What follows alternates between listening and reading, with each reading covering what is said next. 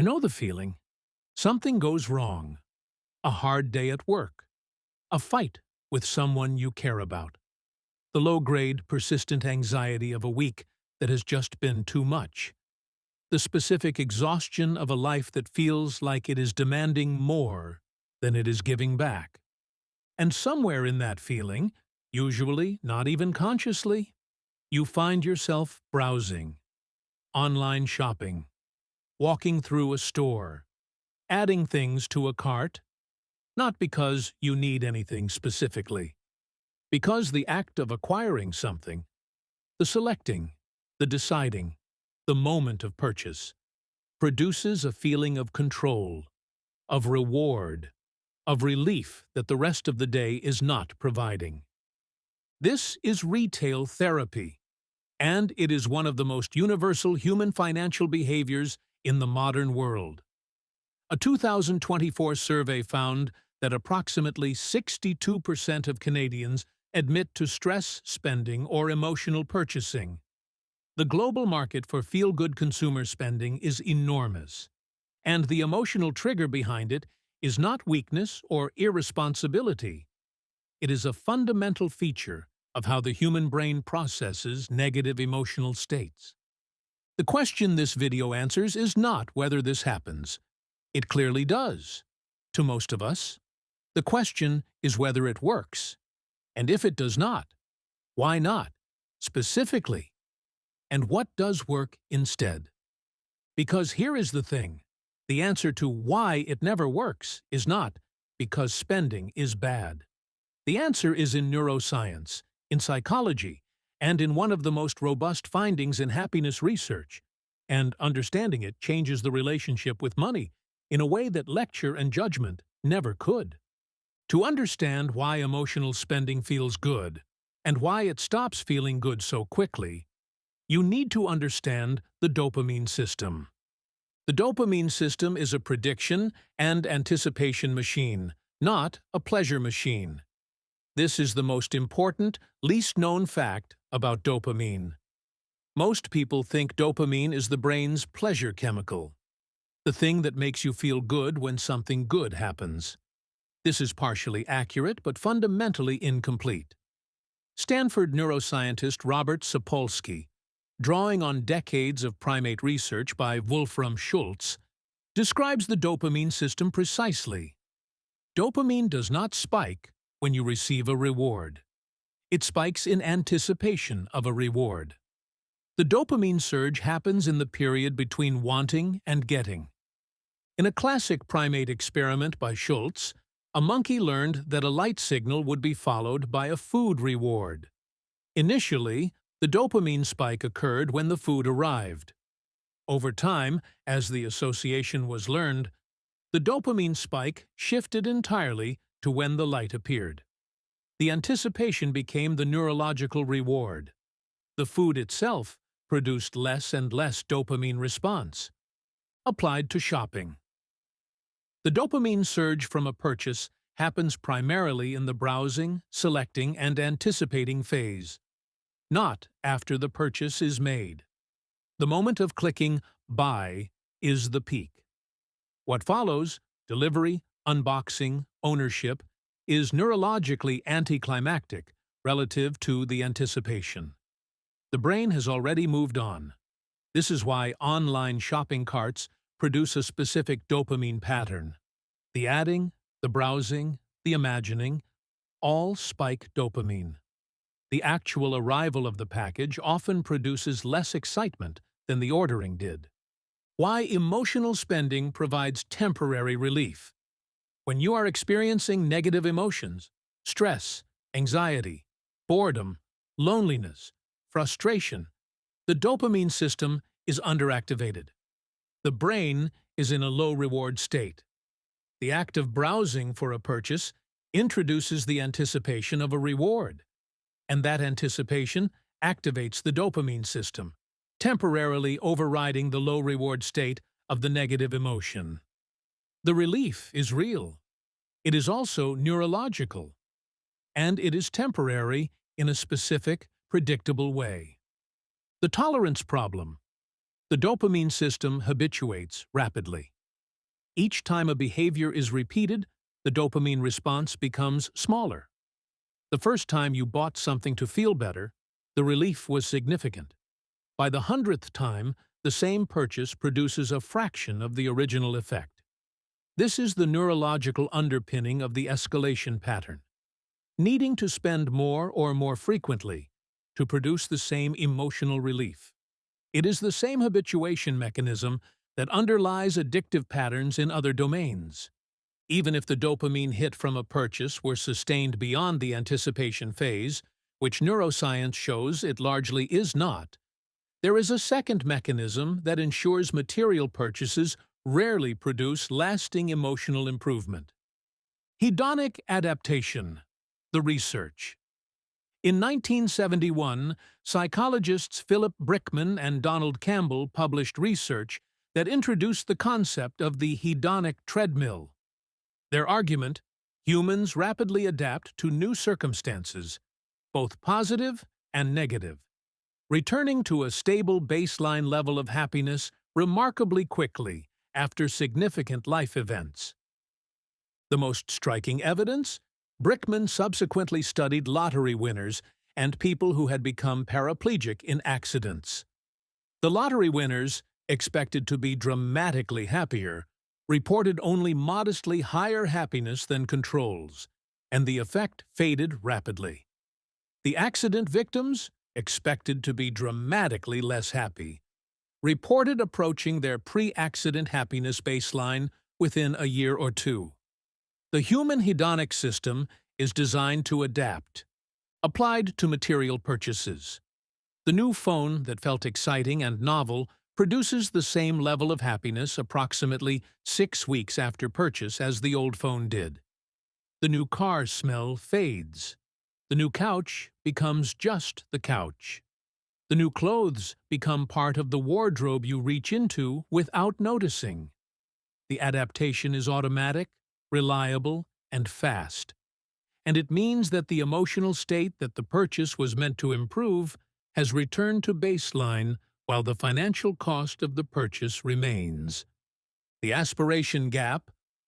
Why the next purchase seems like it will be different. Hedonic adaptation does not prevent the aspiration for the next thing.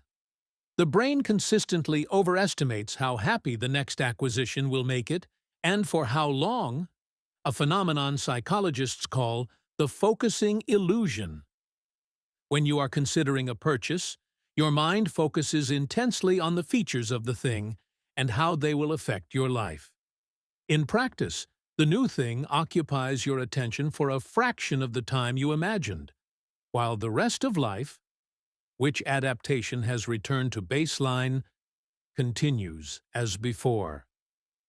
Daniel Kahneman summarized the focusing illusion with one of the most useful sentences in happiness research. Nothing in life is as important as you think it is while you are thinking about it. The specific Canadian financial consequence. The average Canadian household carries approximately $1.76 in debt for every $1 of disposable income. A significant portion of that debt is consumer debt, purchases made that have long since been adapted to, whose emotional benefit faded within weeks or months, whose financial cost is still being serviced years later. The hedonic adaptation trap means that the credit card balance outlasts the happiness by a significant margin. Here is the vault.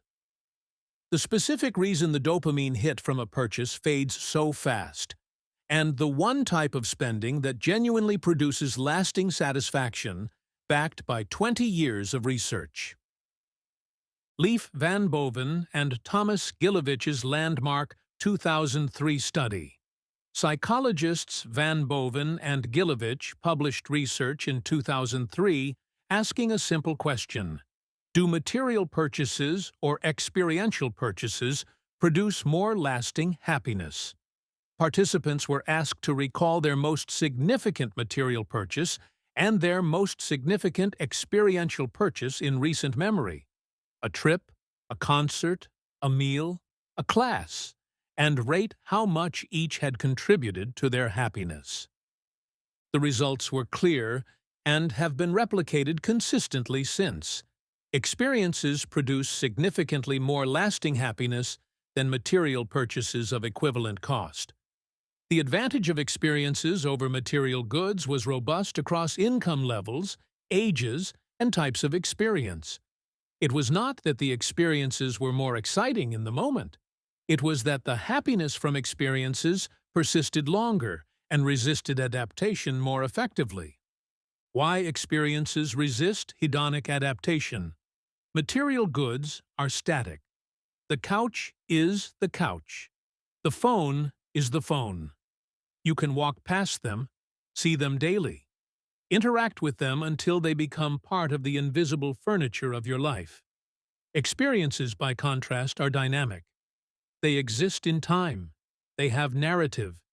They connect to identity and memory in a way that objects do not. An experience becomes part of your story. An object becomes part of your stuff. Additionally, experiences are harder to compare. You cannot easily benchmark your camping trip against someone else's camping trip in the way you can benchmark your phone against theirs. This comparison resistance means experiences are less subject to the social comparison mechanism that erodes satisfaction from material goods. The awareness that someone else has a better version. The anticipation advantage. Van Boven and Gilovich found a second advantage of experiences.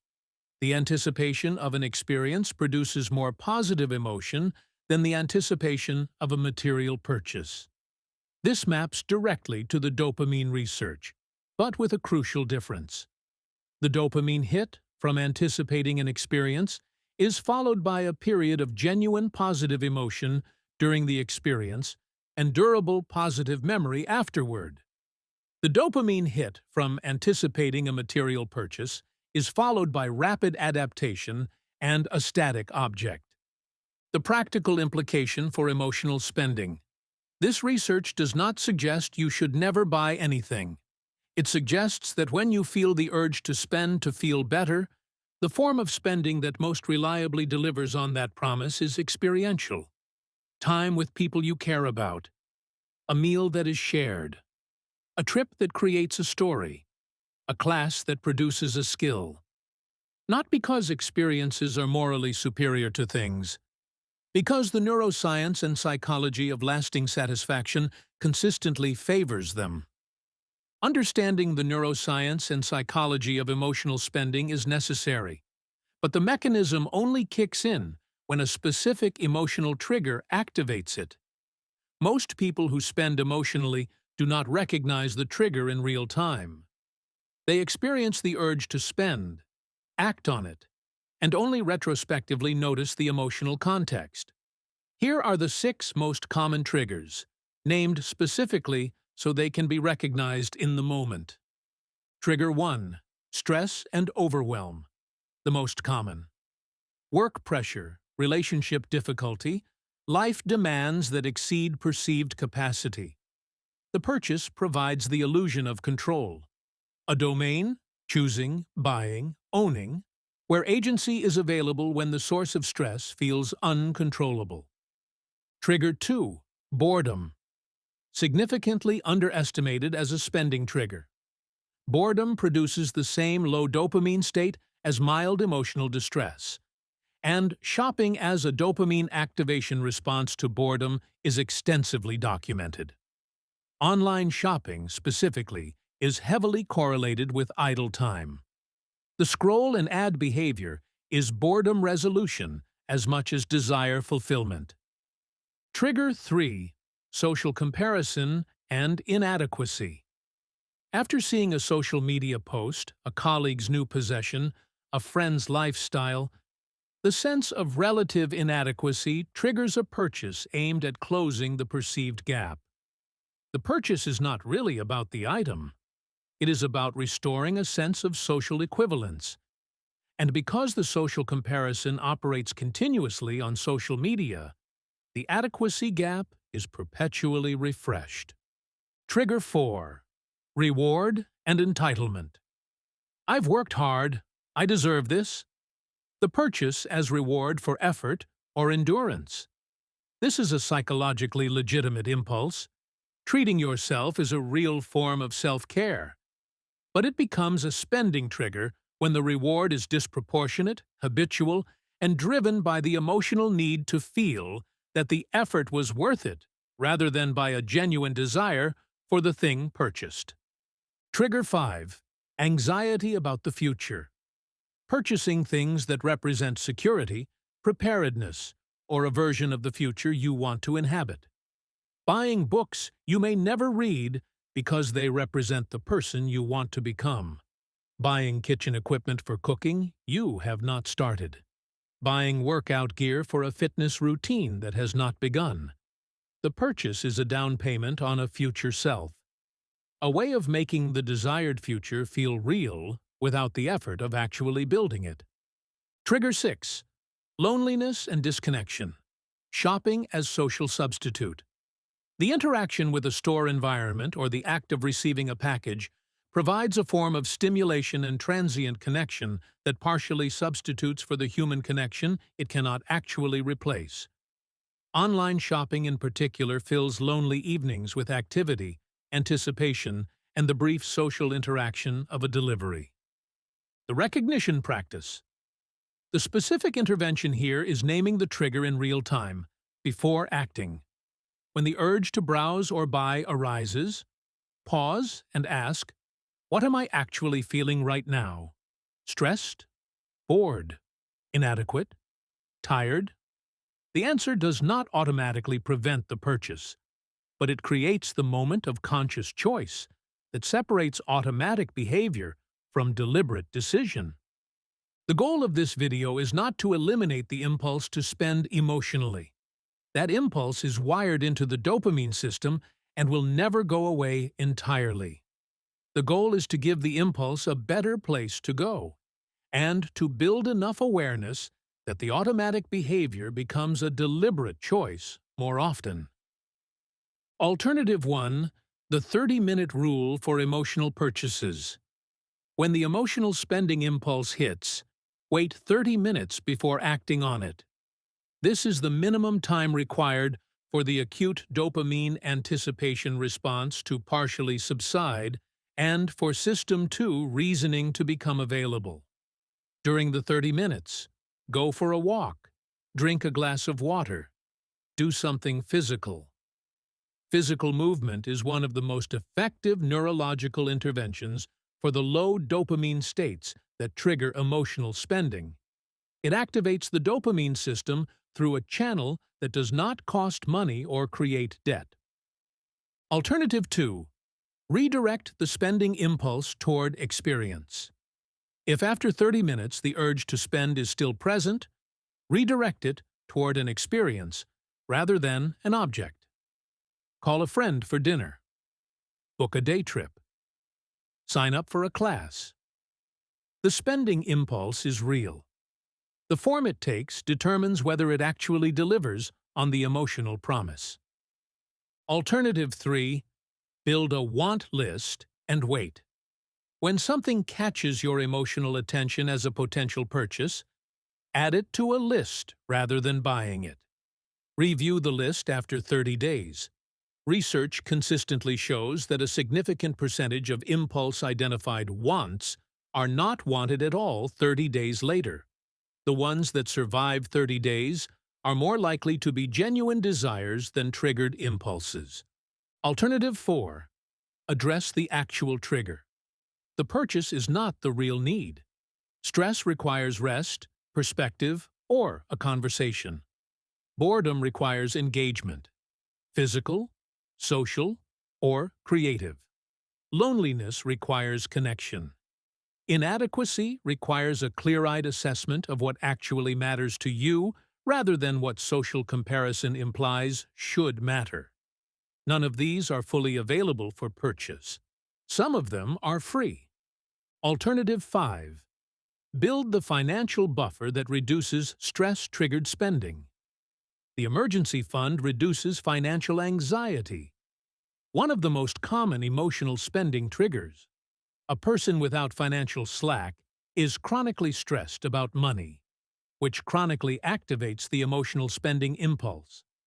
The $500 emergency fund, the $2,000 emergency fund, the 3-month emergency fund, each one reduces the specific emotional state that most reliably triggers emotional spending. Financial security is both the goal of the budget and the remedy for the behavior that makes budgeting hardest. Let's come back to where we started. Something goes wrong. A hard day. The low-grade anxiety of a week that has been too much.